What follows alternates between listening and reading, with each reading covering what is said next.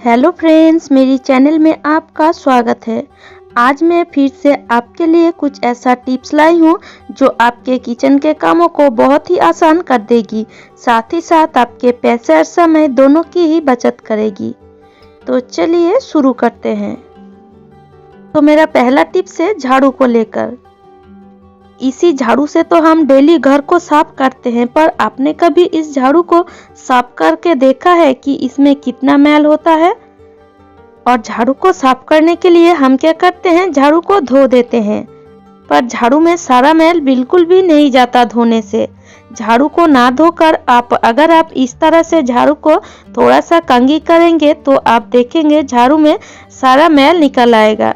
तो मैं आपको कंघी करके दिखाती हूँ इस झाड़ू में कितना मैल है। देखने से तो ये लग रहा है झाड़ू में बिल्कुल भी मैल नहीं है, बिल्कुल साफ सुथरा है ये झाड़ू। पर इस तरह जब आप कंघी करेंगे तब देखेंगे झाड़ू के अंदर कितना मैल था। तो आप देख सकते हैं, देखिए झाड़ू में थोड़ा सा मैं कंघी की हूँ और देखिए कितना झाड़ू के अंदर ये बाल था जो झाड़ू में अटक गया था। तो इस तरह कई सारे हमारे बाल झाड़ू में अटक जाते हैं जो धोने से भी बिल्कुल नहीं जाते। तो इस तरह कंघी करके आप झाड़ू को बहुत ही आसानी से साफ कर सकते हैं। जब हम बाजार से नए कंघी खरीद कर लाते हैं तो कंघी में बहुत ही धार होता है, मतलब इसकी दांतों में बहुत धार होता है। अगर बच्चों को हम कंघी करें तो उन्हें बहुत ही दर्द होता है। तो बच्चों को कंघी करने से पहले नए कंघी को आप एक गरम तवा के ऊपर इस तरह से थोड़ा सा कंघी कर लीजिए। मतलब इस तरह से थोड़ा सा आप तवा के ऊपर घसेंगे तो बिल्कुल जो धार है वो धार चला जाएगा। और तवा थोड़ा सा हल्का ही गर्म होना चाहिए, ज़्यादा गर्म तवा में नहीं कीजिएगा। हल्का गर्म तवा में इस तरह करेंगे तो ये जो धार है बिल्कुल चला जाएगा। और जब आप बच्चों को कंघी करेंगे तो उन्हें बिल्कुल भी दर्द नहीं होगा। उम्मीद करती हूँ ये टिप्स आपको अच्छी लगी है। नींबू को यूज़ करने के बाद इस तरह का नींबू की छिलके को हम फेंक देते हैं, पर इस नींबू की छिलके को बिल्कुल भी मत फेंकिएगा। इस छिलके से हम बहुत सारे काम कर सकते हैं। तो चलिए आज एक काम मैं आपको करके दिखाती हूँ। जब भी हम नॉनस्टिक की पैन में पराठा सेकते हैं तो देख सकते हैं आप पैन की हालत बिल्कुल ऐसा होता है। और इस पैन को हम बहुत ज़्यादा रगड़ भी नहीं सकते, क्योंकि ज़्यादा रगड़ने से इसका जो कोटिंग है वो निकल सकता है। तो इसे हम कैसे साफ करें जिससे ये साफ भी हो जाए और इसका कोटिंग बिल्कुल भी ना निकले। तो इसके लिए हम एक कटोरी में लेंगे लगभग 2 चम्मच विनीगर। तो देख सकते हैं जो विनीगर हम खाते हैं वही विनीगर लेंगे और इसमें देंगे थोड़ा सा विम बार लिक्विड और देंगे थोड़ा सा खाने वाला सोडा। सोडा देने से ही आप देख सकते हैं इसका झाग बिल्कुल निकल आया है। तो और थोड़ा सा सोडा मैं दे दी हूँ। और जो लेबू है उस लेबू को लेंगे, मतलब लेबू की छिलके को लेंगे और अच्छी तरह सारे चीज़ों को मिलाएंगे। और जो तवा है मैं इसे गरम करने के लिए रख दी थी, तो गरम तवा में ही इस तरह हम थोड़ा सा घसेंगे। अगर आपका पैन या तवा इस तरह से थोड़ा सा जल जाए तो इस तरह आप थोड़ा सा गरम कीजिए और गरम करके इस तरह थोड़ा सा घसेंगे तो आप देखेंगे जला हुआ हिस्सा बिल्कुल निकल जाएगा और तवा पहले की तरह बिल्कुल चमकने लगेगा।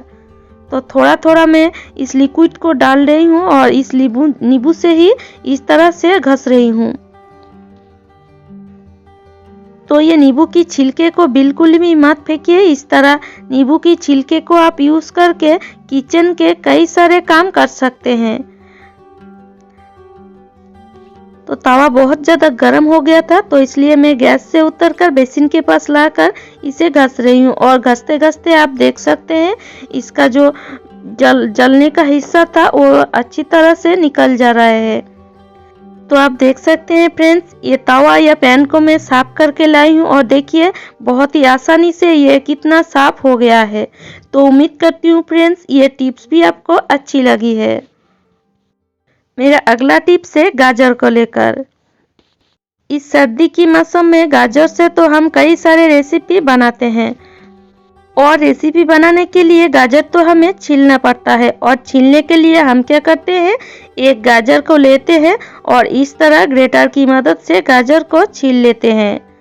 पर इस तरह गाजर छीलने से कई गाजर निकल जाता है, मतलब कई गाजर हम वेस्ट कर लेते हैं और इस गाजर को हम फेंक देते हैं। देखिए कितना मोटा छिलका निकल आया है। तो आज मैं आपके लिए बहुत ही आसानी से गाजर छीलने का टेक्निक लाई हूँ, जिससे आपका गाजर बिल्कुल भी वेस्ट नहीं होगा। तो इसके लिए आप ले लीजिए एक छन्नी। जिस छन्नी से हम चाय को छानते हैं उसी छन्नी को लीजिए और इस तरह से आप गाजर को छीलिए। आप देखेंगे बहुत ही आसानी से ये गाजर भी छिल जाएगा और आपका थोड़ा सा भी गाजर नष्ट नहीं होगा। मतलब जो गाजर आप फेंक देते हैं वो गाजर बिल्कुल भी नष्ट नहीं होगा। तो देख सकते हैं आप, मैं छील रही हूँ और देखिए कितना पतला छिलका निकल आया है। देखिए कितना पतला ये छिलका है और ये छिलके को देखिए कितना मोटा है। तो इस तरह से आप एक छन्नी की मदद से गाजर को छीलकर आपके कई सारे पैसे बचा सकते हैं। ये जो छन्नी है इसमें बहुत धार होता है, एक बार इसे छीलकर जरूर देखिएगा। तो उम्मीद करती हूँ फ्रेंड्स आज का टिप्स आपको अच्छी लगी है, और अगर आपको मेरी टिप्स थोड़ा सा भी अच्छी लगती है तो लाइक कीजिएगा, शेयर कीजिएगा और मुझे कमेंट करके ज़रूर बताइएगा। और इसी तरह नए नए टिप्स पाने के लिए मेरी चैनल को ज़रूर सब्सक्राइब कर लीजिएगा। तो चलिए आज यहीं तक, खुश रहे, स्वस्थ रहे।